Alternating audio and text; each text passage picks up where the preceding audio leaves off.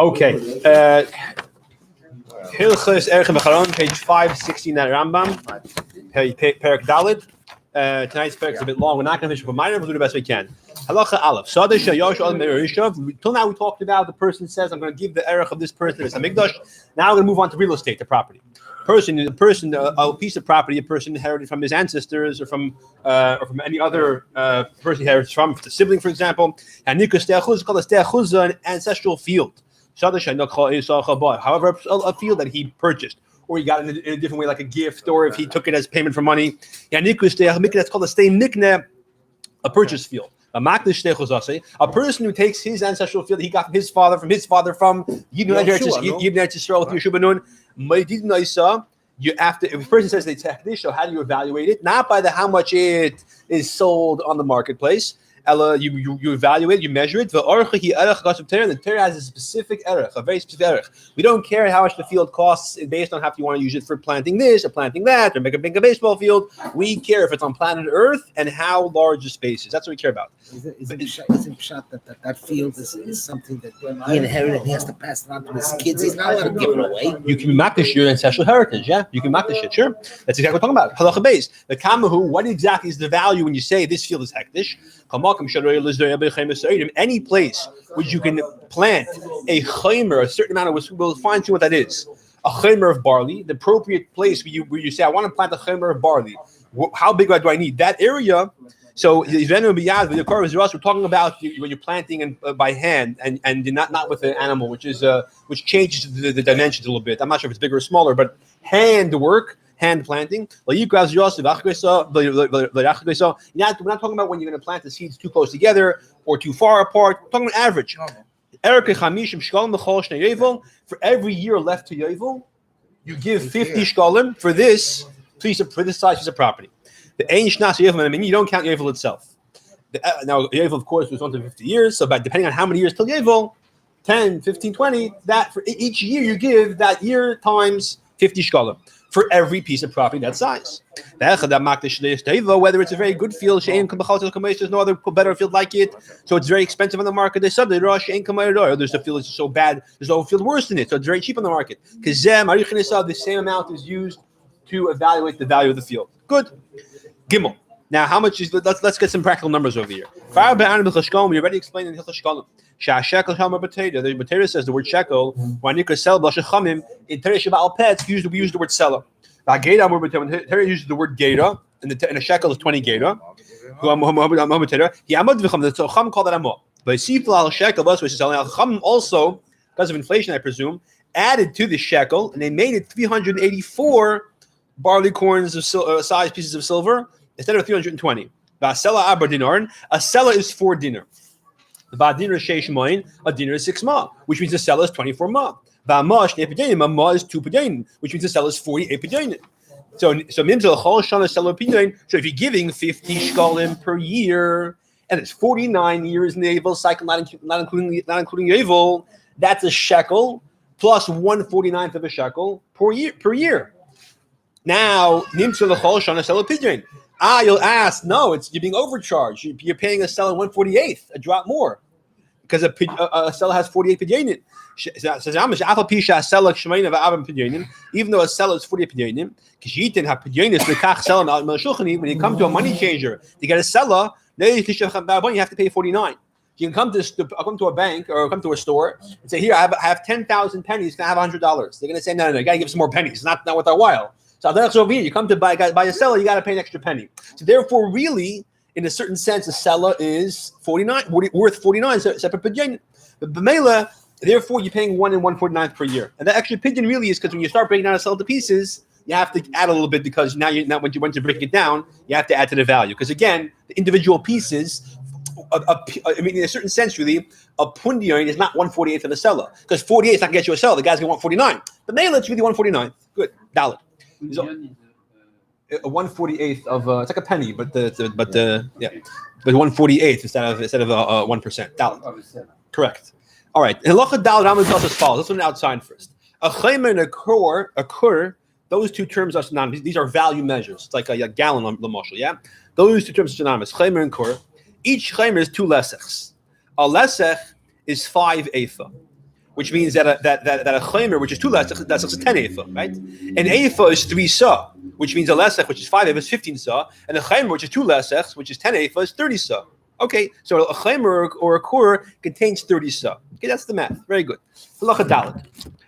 Chaymer is occurred the same thing. Which is 2 lesechs. A lesech chamesh esisoyin. A lesech is 15 sa. Nimtza chaymer shleishim sa. So it turns out a chaymer is 30 sa because it's double. Shein eseb ephah and 30 sa is 10 ephah because 1 ephah is 3 sa. Kol shalish in ephah. Yeah. Okay. Every 3 sa comprises 1 ephah. When you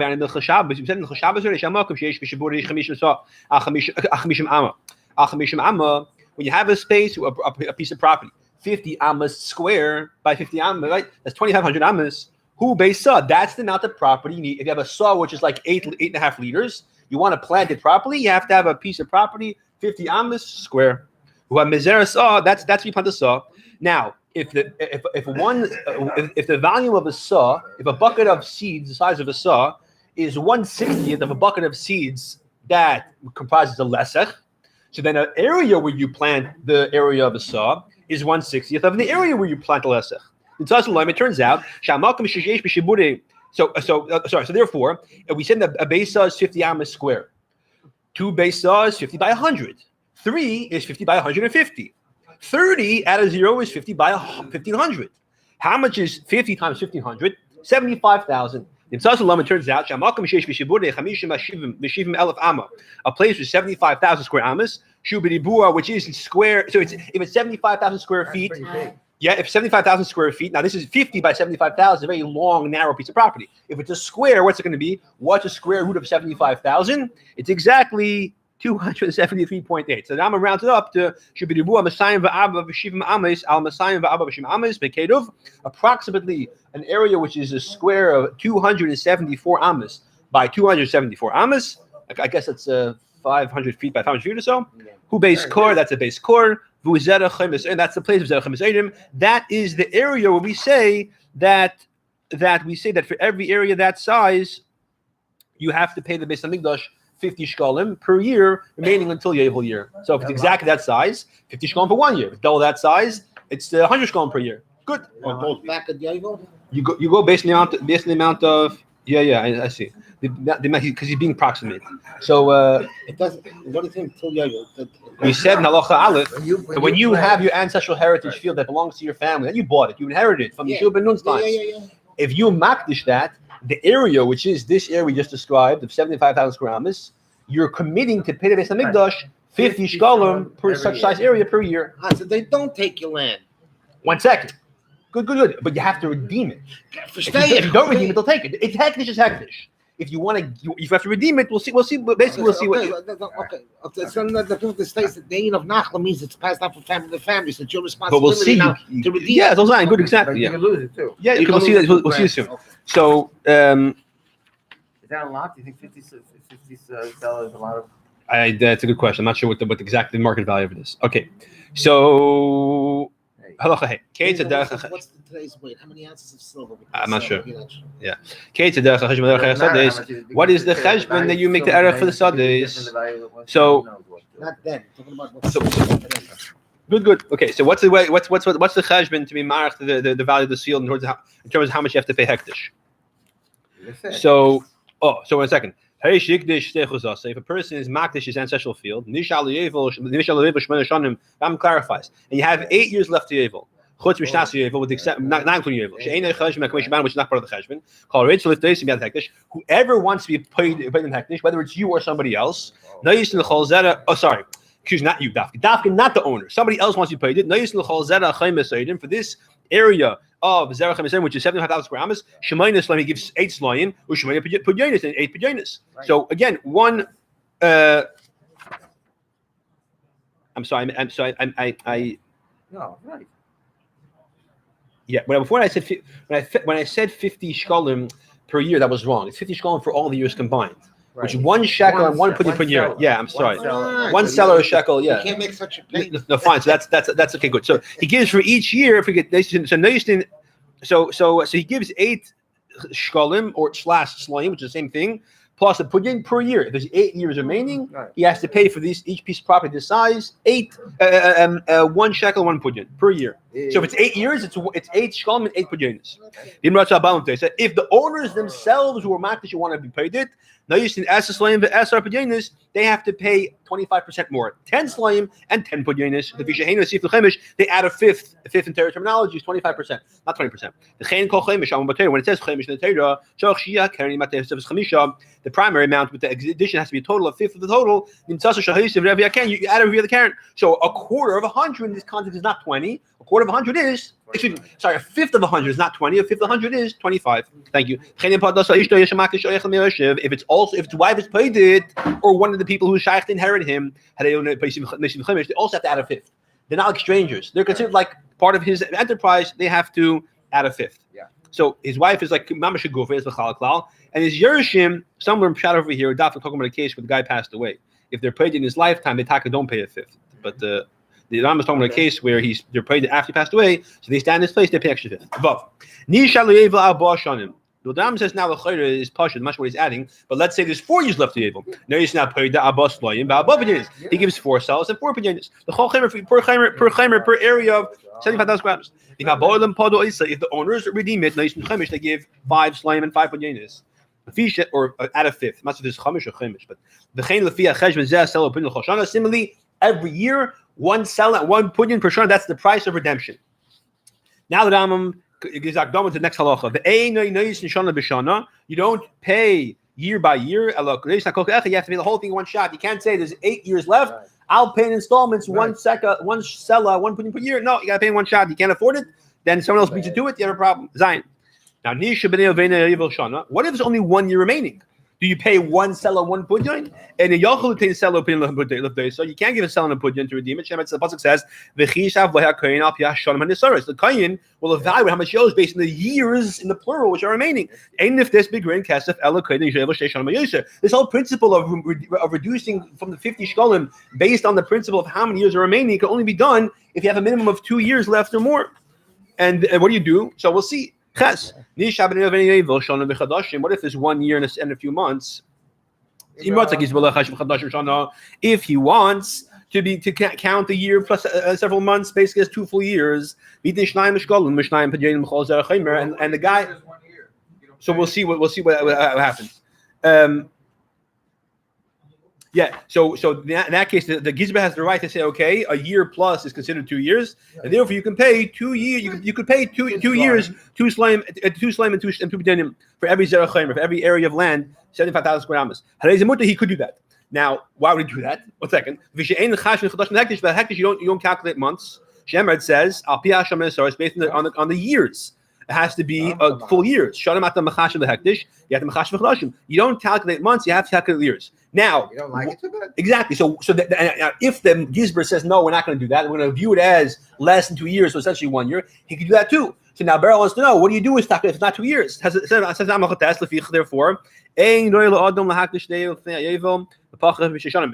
person that's not smart, not appropriate for a person to makdish his field if there's less than 2 years left in Evel. If he's makdish it, it's not mukudesh. It is hektish. It's not smart though. The ain if this be grand kesef. However, you cannot redeem the field in the principle of subtracting 1 pudyin per seller per year. If he wants to pay 50, as much as he would pay if he was makdish it the moment, for 50 years. He could. If he doesn't be paid it, it's kind of a yevel borrow. Then the field by yevel goes to the kahanim, as we'll say. So if you have 10 years left, you pay 10 slayim and 10 pidyanis. If you have less than 2, they pay 50 total. If you can't afford it, you have trouble. So that's the din. Now again, the Gizbar has a choice. You can say, listen, for you, we're going to be nice to you. We're going to give you for 2 years. If it's 1.5 years remaining, we'll give you two slayim and 2 pidyanis. For the other guy, did the same thing, 50. Now why would he do that? The pashas, it could be that if there was no one available to afford to pay 50, so the heck you need the money, need the cash, they would, and the kahanim going to get that's nice, but the basement needs the money, they're gonna give them a guy a discount, a break. Not discount, sorry, a break. Yud. If you match your field during Yevel itself, the field is not considered hektish. The kohen of a Levi shakdishu shnas Yevel atzma. However, a kohen or a Levi who are makdish during hektish, then in that case, if a kohen lady, let's say a kohen lady has a mother who was an only child, and she inherited property from her father, then Who's not a kohen? Who's not a kohen, right? Or whatever the context is, she inherited property from her. Yeah, exactly. She's not a kohen, and then she has a child. She has a child. Then the husband dies, so she and she has no relatives. So she has a son. So the son inherits the property, and he's a Levi or Kohen because the father was a Kohen. So then they're makish the property. Why? Because just like we'll see that Kohen Levi, when he's makish his field, the Yevil does not take it away from him. Like all she makish during Yevil, so Yevil has no impact on them. Neither to prevent them from being makish it, nor to prevent them from getting a return to them. Okay, Yud Beis. The person who's makish his field after Yevil. If this be grain kesef, he cannot be paid by the principle of grain kesef of reducing a sela plus a pidyon per year until you finish that year after Yovel. So it has to be at least a year from Yovel. If you don't use months to calculate, you have to use full years. And the moment the Yovel is over, it's already a partial year. So you have to give basically for you'd have to give how much do we have to give? 40. Oh, the fichach therefore much the chamishim shekel chazachem. If he wants to give the full 50, he's a paida filo b'yem shachal yev. He can paida even the day after yevel. The ene grei klum loses nothing. So it comes out in the first year of the cycle of 50. If you want to be paid, you have to pay 50 shkolim. Right. If it's the next year, there's only 48 years left. 49. And when you're in the first year already, I see what you're saying. Yeah, sorry, thank you. No, so as soon as Yevel's over, as soon as Yevel's over, Rosh Hashanah of Matzah Yevel starts. Yeah. You are in the first year of the new cycle, right. So you would pay 50 shkolim. Right. Now, when that year's over, so you have now 48 years remaining to the next Yevel. Yes.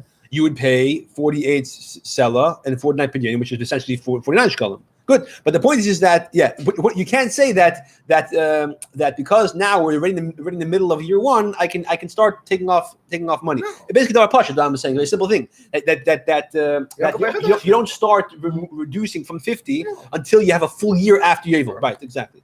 Okay, Yud Gimel. That's as far as the dinim of paying per the money. So let's just review the principles. Right, you say this field is hektish, the field becomes hektish. If you paid it, you have to give.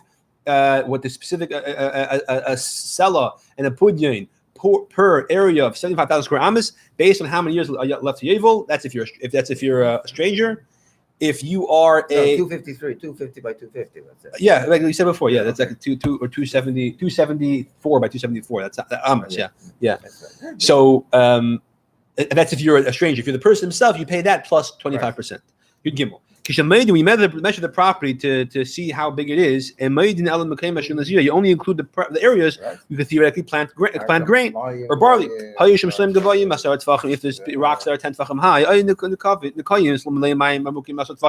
or there's pits 10 tefachim deep and they're filled with water, so you can't plant there, and you don't count it as part of the area. If it's less than that, if it's less than 10 tefachim high or 10 tefachim deep, or there's no water, as we'll see, you do count it as part of the field. You're daled. Now, so I don't know what the din is over here. Let's say, for example, it's 1.5 the size of a zera chaymer that you pay like a sela and a pudyon plus 50%. Ram doesn't clarify that. I think it does not sound like you break it up in pieces. You just have to. If it's 3.5 the zera chaymers, you only pay for 3. I think it sounds like. I'm not sure. If you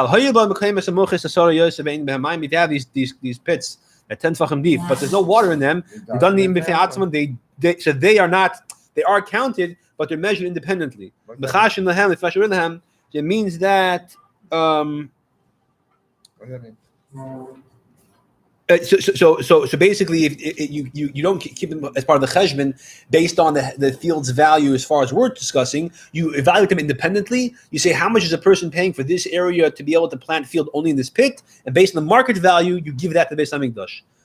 So you don't. So just like if a person makdish himself in the Beis Hamikdash, he pays what it costs in the store. So you pay what this piece of property, this area, which is 10 tefachim deep, but it costs in the store. It's not part of the cheshbon of this unique thing, because again, it depends on the quality of the land in that pit, right? How much you plant there? Is it very rocky or not? All those things change the prices. That's how you cheshbon it. So the idea of just using the surface area, regardless of the market value, is the din of Erchin. That applies to the flat land. The pits are 10 tefachim deep. They're a category for themselves, and you judge them based on market value. Tezvav. What if the field has trees in it? The guy didn't specify. The trees are also hektish. Whoever is makdish something, the assumption by makdish, he does it generously. And you value you shot up the trees to sell them independently. What are they worth? However, and the land, however, you measure it. And the land area itself, you use the regular area. So it's not only the land, but in addition, it's the trees you have to pay for. So good. So the flat land you just shots up amma per amma. How many square ammas do we have? We hit 75,000 square ammas. Good. Every section, every section is one seller per year. You can't plant. No, so the tree itself is something else. How much I want? You want to buy this tree? Just the tree. How much is that? But even the area where the tree is. No, that is not included. It's separate. It's separate. Even the area of the tree. Yeah. How far from the area of the tree? The vart is that you the land that's plantable you shots up 75,000 square ammas goes to the base of English. The value regardless of quality. It's 50. The tree is based on market value. How much it would cost to sell the tree? How much would you buy the tree for? How much land underneath the tree? No, so that's not the gaya. It's not the gaya how thick the tree is. The gaya how much the tree costs. A thicker tree is more expensive. So it's fine. How about the area? The area is counted. No, you only count the actual land you can push a plant. Same like you don't count the. Right. The 10 tefachim. Exactly. Yeah, same concept. Test design. Hamakdish says other. A person is makdish field. That's not plantable. A parking lot. Yeah. We are in the construction. It's called trushin. Very rocky. In that case, the opinion based on market value. Now we'll see later and the something about this that actually has changed a little bit. But if you makdish just trees, again, they're just their value. You design. So again, the same concept is similar to Damin versus Erchin. The exact concept. This is the value of the property. You design. That applies to property, not the rocky property, not the trees. If the Ilanis were 3 trees per this base saw area, 50 amas square, right? Not a base chaymer, base saw, which is 50 amas square. 2,500 square amas. He didn't say his max is just Ilanis. He said this area. So hikdish as a karka. I'm sorry, I made a mistake. In cases where he's makdish regular size field, whatever it is, but the ratio of the trees in the field, not a lot. So was 3 trees per 50 amas square, which is not a lot. Yeah, exactly. So, but he didn't say he's makdish. He said I'm makdish the property. Right. So it's a hikdish. If he says the field are hektish, it's a different story. If the trees are hektish, it's another story. Right here, he's makdish the property. So he's a hikdish a karka v'sailonis v'shebein. He's makdish the karka and the trees. So till now, we assume that the trees are hektish. The Rambam qualifies and says that this depends. This is the trend, the ratio of trees per property, right? If it's 3 trees per 50 amas square, I'm not sure exactly how you draw the square, but whatever that means. However,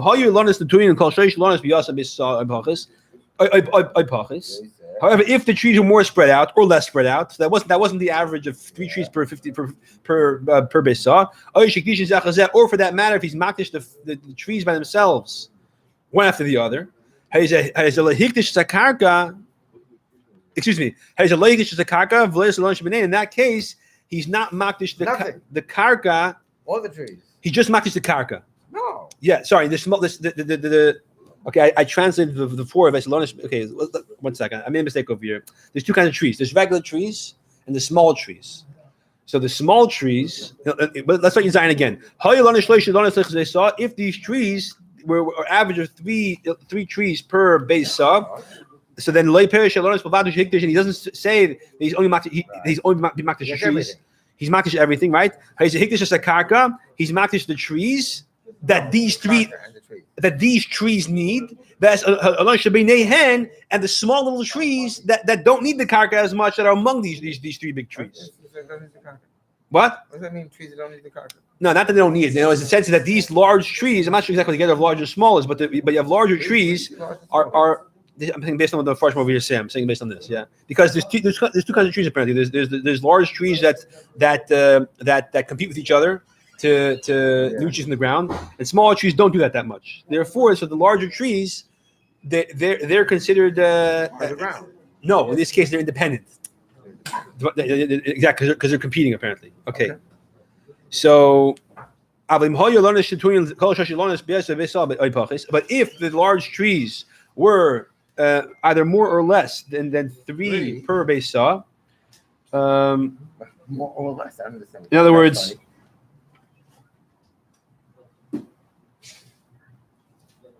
sorry, 1 second. So again, if the 3 trees were, you have 3 trees.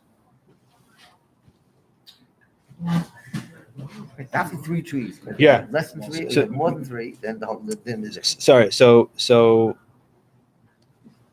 no, so he's saying like this. If there were average of 3 trees per 3 trees in more than a base saw, so every 3 trees was 50 by 51 amas, so they were much more spread out. Or they're even less than 3 trees in this area. So the point is that it was less concentrated than 3 trees per base saw. In that case, or even if it's much more dense, but he was makdish the trees one after the other, not the property. So he said, "Lo hektish is a karka." In that case, because he specifies the trees clearly, the karka is not hektish, and the small trees, which are not as significant, are also not hektish. So, yeah, echanami. So the word is that the small trees are like karka, not like the trees themselves. Yeah, okay. Yudain was have to okay. Hektish is a lot of karka. If he's makdish the trees, he said the trees are hektish, and then afterwards he's makdish the property. Then the trees are the market value as a karka and the karka based on its area. You test. Hamakdish. Now, what happens? Avram Sabag wanted to know this, right? What happens if you makdish the property and you're not paid it? Hamakdish dechuzas. A person makdish his ancestral heritage. The if this yevel comes and he didn't have a chance, he paid it. He tachas at hektish, and now it's still in hektish's case. The kahanim have the obligation to pay for it. We force the kind of pay for it. Now, this ancestral heritage that was his ancestry, Shubanun, from this guy of Shevet Yisachar, whatever it is, now goes to these Kahanim, who are the Kahanim in the time when the Yevel starts. The reason why the Kahanim pay for it, even though the Torah says it goes to the Kahanim, because you can never let Hektish go out and Mr. Mikdash without being paid for. Which one of these Kahanim gets? We'll see soon. Divided evenly. I don't know. The money the Kahanim pay for it goes to Hektish to improve the Mr. Mikdash. Chaf. The Rambam expounds upon this now. If the person who's makdish it, in other words, before Yevel reaches it, so in other words, in a case where, for example, remember, now this is talking about a case where regular case. Yeah. Okay. Fine. Exactly. Good. It goes to the owner. Essentially, the owner was makdish before Yevel came. And the money he paid for goes back to if his son is makdish, it redeems it. The price of 1 Yevel and put per year. Of the Yevel goes back to his father because he's like his father. However, if Nachri means a stranger, not a guy. If his daughter, not a son, a daughter or another relative or someone who's not related is makdish it, redeemed it. If the guy who was originally makdish it, who was part of his family ancestry, goes he takes it from the guy by paying for it. It goes to him forever because it's back to him where it started. If the guy who sold his ancestral heritage sold to someone else, and that guy was makdish it, and the original owner wasn't paid it, What does that do with the woman here? Let's say it's a woman. He said, no, we said here. So we said dafka his son being paid is like the person himself, right? But a daughter or a stranger. If after the person who is makdish ancestral heritage, someone else then goes and redeems it for him from the Beis Hamikdash, and so then and now who has this guy's ancestral field? Some random person who paid for it. If the original owner whose ancestry was part of goes to the new owner and takes it from him by paying for it, it goes back to the original owner forever. What's the point? Why does he have to pay the guy that was already paid? Because he paid for it. Beis Yeah. Hamikdash. He has to give him whatever he paid the Beis Hamikdash. That same price to her. Now, if he didn't do it, so the guy who redeemed the Beis Hamikdash is holding on to this other guy's ancestral heritage. And Yevel came, and it's in the hands of the guy's daughter or his relative or some stranger guy who has this ancestral field. In that case, it goes back to Hektish forever. It never goes back to the original owner. It belongs as an ancestral heritage to the Kahanim. Why can't it stay with the guy who was paid it? Because when Yevel come, no, because that did his padilla is only until Yevel. Because he's only because remember when he was paid from Hektish, he only had the right to keep it till Yovel because the original owner who's makdish it. Okay. Shemer says, when it leads during Yovel, it goes to the Kaim. The Kahanim in this case don't have to pay any money.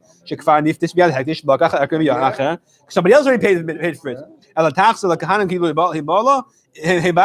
Kahanim as if they're their owners and it's theirs forever. So the Koyanim who are serving in the week when Rosh Hashanah comes, every week is a different group of Kahanim. That week they get lucky. The Medzam is applied by a non-Koyan or Levi. Avim Hoya Makdish Koyan Levi. If the Makdish was a Koyan Levi, he said, "Girl, he would keep it forever." Afilo of Shallah Yevel this Makdish. Even if Yevel passed, he was not paid from Makdish. Paid Yevel even after the redeem it. Shemar says, "Go until Leviim. The Leviim can redeem it forever."